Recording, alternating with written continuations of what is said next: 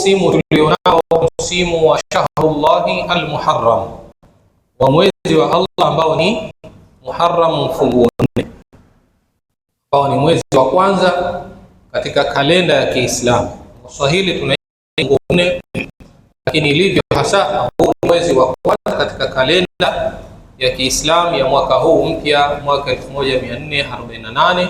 Tumuombe Allah Jalla waala ajalie mwaka huu huwe ni mwaka wa kheri na mafanikio kwetu sisi na kwa Waislamu wote ulimwenguni, lakini uwe ni mwaka wa nusra ya Allah subhanahu wa ta'ala kwa waja wake wema na kuondoshewa matatizo na majanga mbalimbali ya ulimwengu.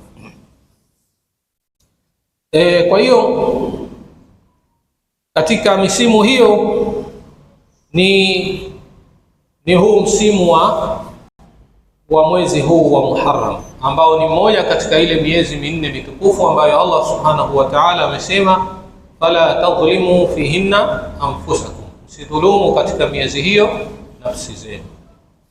Kwa hiyo na katika mambo ambayo ni ya kuidhulumu nafsi ni kumshirikisha Allah subhanahu wa ta'ala. Inna shirka la dhulmun adhim, hakika shirki ni dhulma iliyokuwa ni kubwa sana. Kwa hiyo hakuna dhulma kubwa zaidi ya kumshirikisha Allah subhanahu wa ta'ala, na jambo hilo tunapaswa tuliepuke sana, pamoja na kujiepusha na madhambi mengineyo, kwa sababu na madhambi mengineyo nayo yanaitwa vile vile ni dhulma.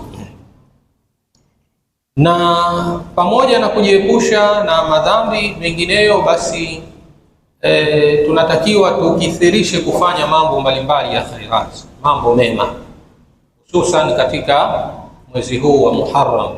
Na katika mema hayo ni kama alivyotuongoza Mtume sallallahu alaihi wasallam, ni siyamu hadha ash-shahr, ni kufunga mwezi huu, kukithirisha kufunga sana, kwani Mtume sallallahu alayhi wasallam amesema afdalu siyami ba'da Ramadhan shahrullahi al-Muharram, kwamba funga iliyo bora zaidi baada ya Ramadhan ni kufunga katika mwezi wa Allah ambao ni Muharram. Angalia, hakuna mwezi wowote ulioitwa ni shahrullah zaidi ya huu, mwezi wa Allah subhanahu wa ta'ala, kuonesha utukufu wake zaidi ukilinganisha na hii miezi mingineyo. Kwa hiyo Mtume sallallahu alaihi wasallam amesema kwamba afdalu siyami ba'da Ramadhan, funga bora zaidi baada ya Ramadhan ni shahrullahi al-Muharram, ni kufunga katika mwezi wa Allah ambao ni Muharram.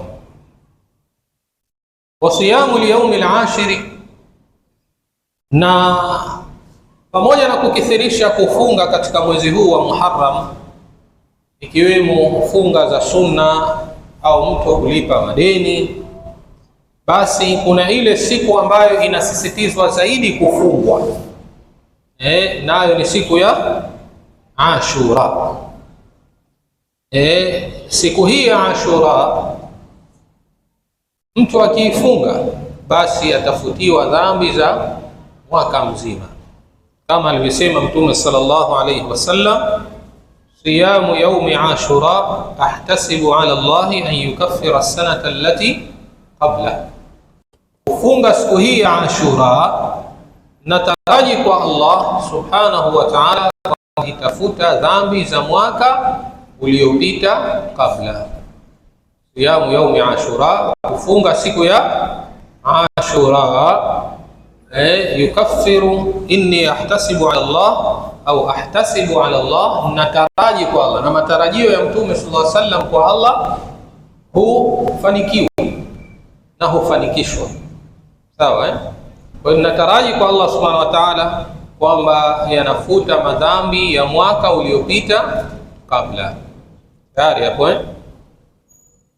Na hizi ni fadhila kubwa ambazo haipasi mtu kuziacha wala kuacha zikampita, bali anatakiwa mtu asipanie kama alivyokuwa Mtume sallallahu alaihi wasallam akipania fadhila hizi. Na funga hii ilikuwepo tokea zama za ujahilia. Sawa Funga hii ilikuwepo tokea zama za ujahilia, kama inavyosimuliwa kutoka bibi Aisha radhiyallahu anha, amesema kana yawmu ashura tasumuhu quraish fil jahiliya, ilikuwa siku hii ya Ashura wakiifunga makureishi katika zile zama za ujahilia. Zile zama za ujahilia makureishi walikuwa wakiifunga siku hii. Walikuwa wanamfuata nani makureishi? Eti mashaikh walikuwa wanamfuata nani? Walikuwa wanamfuata Nabiullah Ibrahim alayhi salatu wassalam, kwa sababu pamoja na kwamba wameingia katika shirki, lakini asili ya mabaki ya dini ya mila ya Ibrahim yalikuwepo, na ndio maana walikuwa wanafunga, ndio maana walikuwa wanahiji. Sawa, ingawa yamechanganyika mambo na wameharibu mengine, lakini zile asli zilikuwepo, swala zilikuwepo. Sawa, kwa hiyo yale mabaki ya zile ibada yalikuwepo. Kwa hiyo walikuwa wakifunga siku hii. Wakana Rasulullah sallam yasumu, na ilikuwa Mtume sallam pia naye akiifunga pale Maka. Sawa, falamma qadima almadina, alipofika sasa Madina Rasulullah sallam, samahu wa amara bisiyamihi, aliifunga siku hii na akaamrisha watu waifunge. Falamma furida Ramadan, sasa ilipofaradhishwa funga ya Ramadhan, taraka yawma Ashura, aliacha sasa ile kuamrisha watu kufunga Ashura. Faman shaa samahu wa man shaa taraka, sasa ikawa anayetaka afunga, funga, asiyetaka hafungi, yani kuondosha ule ufaradhi, lakini ile umuhimu na ile sunna muakkada ipo pale pale. Tumeelewana vizuri Kwa hiyo hii ilikuwa ni fardhi, funga ya Ashura ilikuwa ni fardhi kabisa fi awwal alhijra, pale alipohamia mara ya kwanza Mtume sallallahu alaihi wasallam Madina, kabla an yufrada Ramadan, kabla ya kufaradhishwa mwezi wa Ramadhan. Mpaka maansari wale walikuwa wakiwaamrisha watoto wao kufunga, walikuwa wakiwaamrisha watoto kufunga, kama anavyosema Bibi Rubai' binti Muawidh radhiyallahu anha kwamba arsala an-nabiy sallallahu alayhi wasallam ghadata Ashura ila qura al-ansar, Mtume sallam alituma mjumbe kupita katika vijiji na mitaa ya Ansar, ili anadi man asbaha muftiran falyutimma baqiyata yawmi, aliamka leo kafungua basi atimize siku yake iliyobakia. Wa man asbaha saiman falyasum, na aliamka amefunga basi na afunge leo.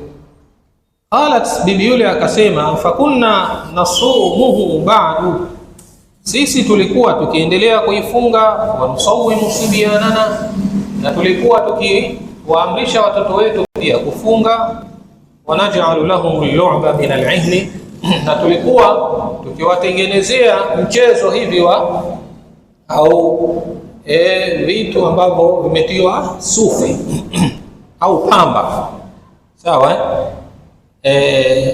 vimetiwa pamba kama vile matoto vile ya zamani alikuwa anatengenezwa, kamba inatiwa matoto, ndio mtoto anachezea, mtoto analea ile. Kwa hiyo walikuwa wakiwatengenezea mifumo kama ile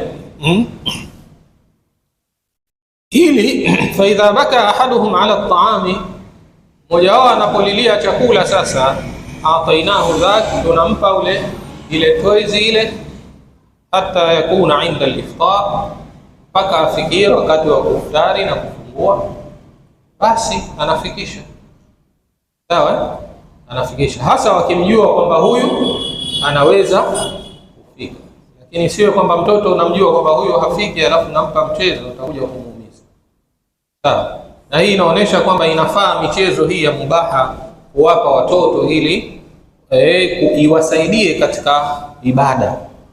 Sawa, au iwachangamshe akili zao vile vile. Umefahamiana vizuri Kisha ukaondoka ule ufaradhi wa kufunga hii ya Ashura kwa kufaradhishwa mwezi wa Ramadhan, kufunga Ramadhan. Na hii siku ya Ashura asili yake ni yaumun nasr, ni siku ya ushindi, ni siku ya ushindi kwa waumini, ambayo inapasa waumini waikumbuke siku hii.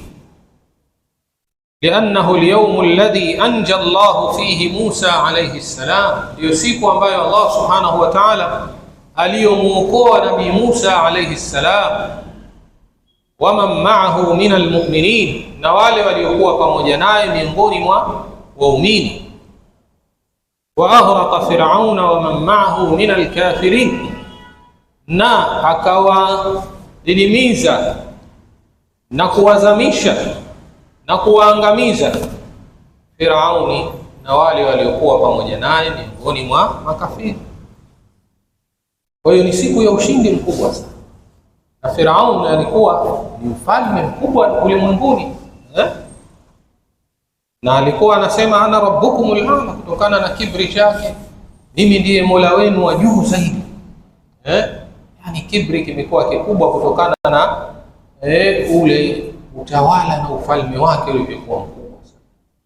Lakini Allah subhanahu wa ta'ala akapitisha hikma na rehma zake na adhabu yake, basi rehma ikawakumba waumini na rehma zake, fadhila zake, na adhabu ikawakumba makafiri wakiongozwa na Firaun. Ibn Abbas radhiyallahu anhuma asema qadima an-nabiy sallallahu alayhi al-Madina, alipofika Mtume sallallahu alayhi wasallam Madina, faraa al-yahuda tasumu yawma Ashura, akawaona mayahudi wakifunga siku hii ya Ashura. Faqala, akasema ma hadha, ni siku gani hii? Kwa nini mnafunga hii? Na wakati alikuwa akifunga huko Maka, anajua kwamba inafungwa siku, lakini anawauliza ili awachume zaidi. Sawa, sio kwamba alikuwa hajui. Qalu, wakasema hadha yawmun salih, hii ni siku njema, siku tukufu.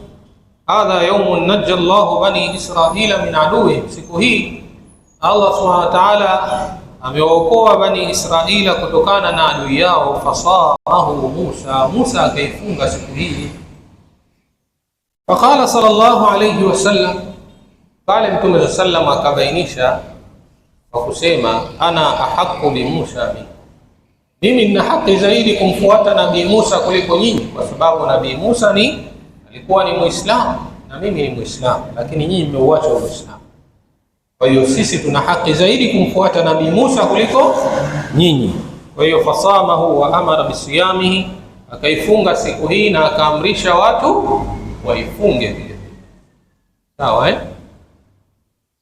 na ilikuwa pupa ya Mtume sallallahu alaihi wasallam kuifunga siku hii, ilikuwa ni kubwa sana ilikuwa ni pupa kubwa na jitihada kubwa, kama alivyosema Ibn Abbas radhiyallahu anhuma kwamba ma raaitu an-nabiy sallallahu alaihi wasallam, sikumuona Mtume sallallahu alaihi wasallam yataharra siyama yawmin faddalahu ala ghairihi, akijitahidi kufunga siku ambayo anayoiboresha zaidi kuliko siku nyingine, illa hadha al-yawm, isipokuwa siku hii, yani anakusudia siku ya Ashura. Na Mayahudi wameifanya kuwa ni siku ya sikukuu hii, wasamuhu aidan, na wakaifunga kwa sababu wao Mayahudi wanadai kumfuata nani? Nabii Musa, lakini Nabii Musa alikuwa ni Muislamu. Kwa hiyo na Mtume sallallahu alayhi wasallam yeye ndiye aliyesema kwamba sisi tuna haki zaidi, mimi nina haki zaidi ya kumfuata Nabii Musa kuliko nyinyi. Umefahamiana vizuri Kwa hiyo wao kwa yale madai yao walikuwa wakifanya sikukuu na walikuwa wakiifunga, lakini ili sisi tutofautiane nao, basi amara bimukhalafatihim, aliamrisha twende kinyume nao. Amara bimukhalafatihim, aliamrisha kwamba twende kinyume nao na tutofautiane nao. Tutofautiane nao kwa bisiyami lyaumi at-tasi, kwa kufunga siku ya mwezi 9. Tofautiane nao kwa kufunga siku ya mwezi 9. Litatamayaza hadhihi al-umma an mushabahatihim, ili uweze kupambanuka umma huu kutokana na kujifananisha nao. Sawa, umma huu utofautiani na Mayahudi na Ahlul Kitab katika kumwabudu Allah subhanahu wa ta'ala katika kila jambo. Pale Mtume sallallahu aliposema la in baqitu ila qabilin la asumanna at-tasi', ikiwa nitabakia mpaka mwakani basi nitafunga mimi na siku ya 9. Kwa hiyo azma yake Mtume sallallahu alaihi wasallam ilikuwa hivyo, na hiyo azma maana yake ni sunna.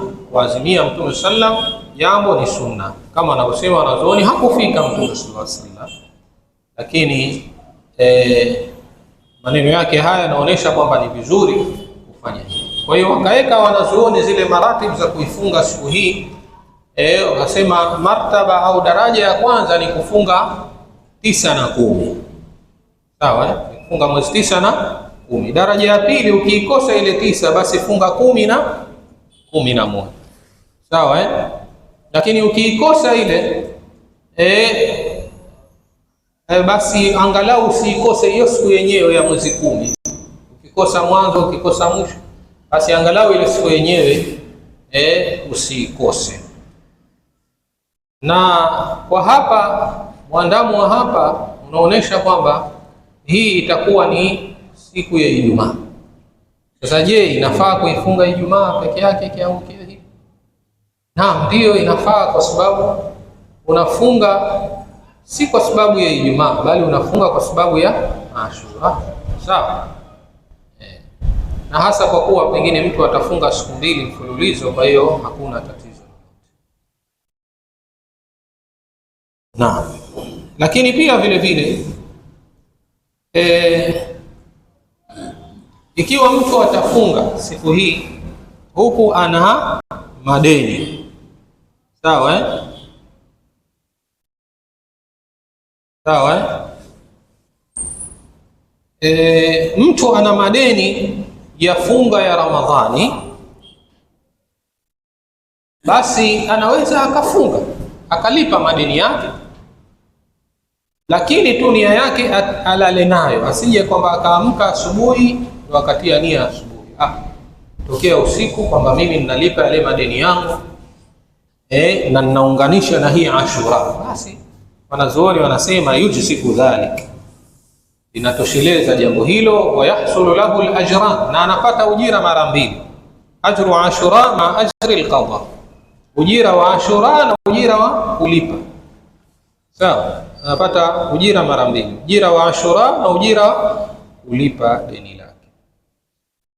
Tumefahamiana vizuri Kwa hiyo kwa wale ambao wenye madeni wasiseme sasa mimi nifunge Ashura au nilipe deni kwanza. Lipa deni, lakini maadamu umelilipa deni siku ya Ashura utakuwa umeshapata fadhila za kufunga siku ya Ashura. Na hayo madeni kama tulivyotangulia kusema ni vyema kuyalipa katika mwezi huu, kwa sababu ni mwezi ambao funga ni bora zaidi kuliko miezi mingineyo ukiachilia Ramadhani. Sawa Na wanasema wanazuoni laysa min as-sunnati fi Ashura iqamatu sha'air al-huzn wal-farah au sha'air as-sururi wal-farah. Yani si katika mwenendo wa Mtume sallallahu alaihi wasallam katika hii siku ya Ashura kuonesha mambo ya huzuni na masononeko na kupita huku na kule, kujidhuru watu na kuomba maombi ambayo si sahihi katika Uislamu, kuwaomba viumbe wa Allah subhanahu wa ta'ala badala ya kumuomba Allah. Kwa hiyo hayo si katika mafundisho sahihi ya Uislamu. Mafundisho sahihi ya Uislamu natakiwa tukiomba tumuombe Allah subhanahu wa ta'ala, lakini pia tukiwa na huzuni tuzipeleke kwa Allah subhanahu wa ta'ala, sio tuwaoneshe watu, kama alivyosema Allah jalla wa ala qala innama ashku bathi wa huzni ila Allah wa a'lamu min Allah ma la ta'lamun. Amesema Nabii Allah Yusuf, hakika na sitaki huzuni zangu na sonoleko langu kwa Allah, na ninajua kwa Allah yale ambayo hamyajui. Sawa. Lakini pia vile vile huzuni na msiba, kwa sababu inaombolezwa msiba wa Sayyidina Hussein alipouawa. Lakini sasa msiba tunaambiwa siku zote siku za maombolezo ni ngapi? Ni 3. Zikishapita haipasi katika Uislamu kuomboleza tena. Sasa tujiulize, tokea alipouawa Sayyidina Hussein zaidi ya karne 1000, zaidi ya karne 10 na zilizopita, bado tunaendeleza msiba huu. Na kwa nini tudai kulipizwa kisasi kwa sasa hivi, wakati hao ambao waliofanya jambo hilo washatangulia mbele ya Allah, wanapata yale ambayo wanastahili kuyapata, na wale ambao waliodhulumiwa pia nao wanapata haki zao.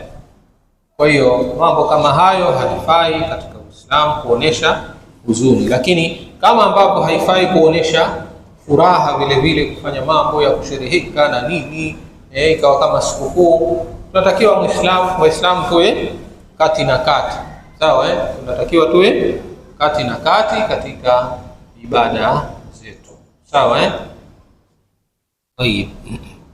Kwa hiyo tuifunge siku ya Ashura, tufunge na siku 9, mwezi 9 au mwezi 11 kwa kutafuta malipo kutoka kwa Allah Subhanahu wa Ta'ala, na kwenda kinyume na Mayahudi, na kumshukuru Allah Subhanahu wa Ta'ala juu ya neema zake kwa kuokoa waja wake wema na kuangamiza makafiri, kama alivyosema Allah Jalla wa Ala, wa tammat kalimatu rabbika alhusna ala bani Israil, na limetimia neno la Mola wako lililojema kwa bani Israil, bima sabaru, kwa sababu ya waliosubiri. Wadammarna ma kana yasna'u fir'aun wa qaumuhu wa ma kanu ya'rishun, na tukayaangamiza yale waliokuwa wakiyatenda Firauni na kaumu yake, na yale ambayo waliokuwa wakiyajenga yote tukayaangamiza. Huo ndio uwezo wa Allah Subhanahu wa Ta'ala, na ndivyo anavyowanusuru waja wake wema baada ya kuwa na subra. Kwa hiyo hii inatufunza kwamba Waislamu hata wakiwa katika hali gani ya udhalili, basi waweke matarajio kwa Allah Subhanahu wa Ta'ala kwamba Allah Subhanahu wa Ta'ala atawapa nguvu. Sawa. Atawapa nguvu na nusra kutoka kwake. Tuendelee kumwomba Allah Subhanahu wa Ta'ala nusra, na vile vile tumuombe Allah Subhanahu wa Ta'ala atupe nguvu Waislamu ili tuweze kusimamia yale anayotaka tuyasimamie. Hadha wallahu a'lam, wa sallallahu wa sallam wa baraka ala abdihi wa rasulihi nabiyil ummi wa ala alihi wa sahbihi ajma'in, walhamdulillahi rabbil alamin. Kama kuna swali lolote.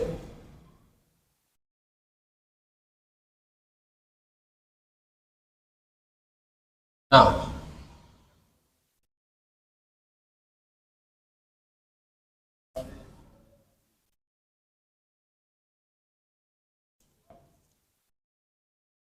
Kwa 6 Shawwal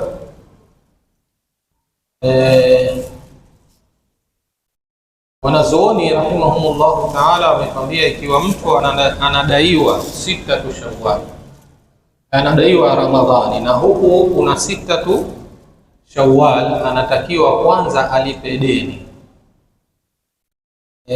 Anatakiwa kwanza alipe deni, alafu tena ndio aingie katika siku hii ya 6.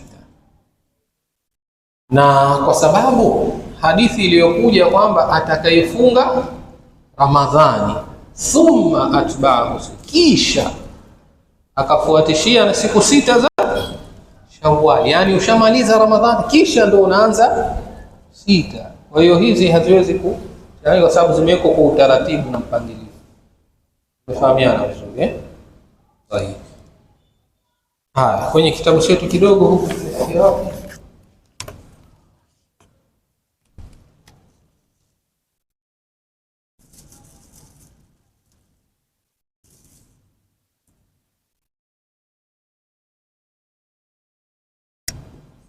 Naam. 47. Tayib, kaangalia kidogo tu hapo. Anasema rahimahullahu ta'ala, wa amma furuduhu fa sittatun, ama fardhi za udhu ziko sita. Ya kwanza ghaslul wajhi, ya kwanza ni kukosha uso. Ghaslul wajhi ni kukosha uso. Wa minhu almadmadatu wal istinshaq, na katika huo uso ni kusukutua na kupandisha maji puani. Wa hadduhu tulan, na mpaka wake kwa urefu, min manabiti sha'ri ar-ra'si ila dhaqni, ni kuanzia maoteo ya nywele za kichwa mpaka kwenye kidevu. Haya, huu ndio mpaka wa uso kwa urefu. Wa ardan, na kwa upana, ila furu'i al-udhunaini, mpaka kwenye ndewe za masikio mawili. Sawa, kwa maana kuanzia kwenye mwanzo wa ndewe huku za masikio mawili mpaka huku, huu ndio upana. Sawa, na urefu kutoka maoteo ya nywele kwa kawaida mpaka chini ya kidevu. Sawa. Wa ghaslu al-yadaini, na kukosha mikono miwili, ila al-mirfaqaini, mpaka kwenye vifundo viwili. Wa mashu jami'i ar-ra'si, na kupangusa kichwa chote. Hii taban katika madhhabu ya Kihambali, ama katika madhhabu ya Kishafi ni kupangusha baadhi ar-ras, mashu baadhi ar-ras, kupangusha sehemu ya kichwa. Wa minhu al-udhunani, wakaingiza katika kichwa ni masikio mawili, ingawa baadhi ya wanazuoni hawakusema kwamba masikio yanaingia katika kichwa. Wa ghaslu ar-rijlaini ila al-ka'baini, na kukosha miguu miwili mpaka kwenye vifundo viwili. Wa tartibu wal muwala, na mpangilio pamoja na kufuatanisha. Mpangilio kwa maana baada ya hichi kinakuja hichi, kinakuja hichi. Wal muwala, na kufuatanisha kwa maana usiache mwanya baina ya hivyo viungo viwili. Wadalilu qawluhu ta'ala, na dalili ni kauli yake Allah subhanahu wa ta'ala aliposema, ya ayyuhalladhina amanu idha kumtum ila as-salah, enyi mlioamini mtakaposimama kwenda kusali, faghsilu wujuhakum, basi kosheni nyuso zenu. Wa aidiakum ila al-marafiq, na mikono yenu mpaka kwenye vifundo, yani visugudi. Wamsahu biruusikum, na pangusheni vichwa vyenu. Wa arjulakum ila al-ka'baini, na miguu yenu mpaka kwenye vifundo viwili, yani hizi ankle za chini. Sawa, hii ni amri ya Allah subhanahu wa ta'ala, kaamrisha kwa utaratibu huo, kwa hiyo inapaswa ufuatwe. Wa dalilu tartib, na dalili ya mpangilio hadithu, ni hadithi, ibda'u bima bada Allahu bihi, anzeni kule alikoanza nako Allah. Allah subhanahu wa ta'ala kaanza uso, akaja mikono, akaja kichwa, akamalizia miguu. Kwa hiyo anzeni kama alivyoanza Allah subhanahu wa ta'ala. Hiyo ndio dalili ya mpangilio. Insha Allah tutakuja kuendelea na darsa hii katika darsa ijayo biidhnillah azza wa jalla. Hadha wallahu a'lam, wa sallallahu ala nabiyyina Muhammad wa ala alihi wa sahbihi wa sallam. Alhamdulillah rabbil alamin. ربنا تقبل منا إنك أنت السميع العليم، وتب علينا إنك أنت التواب الرحيم. اللهم وفقنا لما تحب وترضى، وخذ بأيدينا للبر والتقوى. لا إله إلا أنت سبحانك إنا كنا من الظالمين. اللهم اكفنا بحلالك عن حرامك، واغننا بفضلك عمن سواك، يا غني يا حميد يا ذا الجلال والإكرام. ربنا آتنا في الدنيا حسنة وفي الآخرة حسنة وقنا عذاب النار. اللهم فرج همنا وهم المهمومين، ونفس كربنا وكرب المكروبين، واقض الدين على المدينين، وفك أسرانا وأسر المسلمين، واشف مرضانا ومرضى المسلمين، وارحم موتانا وموتى المسلمين يا رب العالمين يا ذا الجلال والإكرام. ربنا آتنا في الدنيا حسنة وفي الآخرة حسنة وقنا عذاب النار. وصلى الله على نبينا محمد وعلى آله وصحبه وسلم، والحمد لله رب العالمين. سبحانك اللهم وبحمدك، أشهد أن لا إله إلا أنت، نستغفرك ونتوب إليك. صلى الله على نبينا محمد وعلى آله وصحبه وسلم. الحمد لله.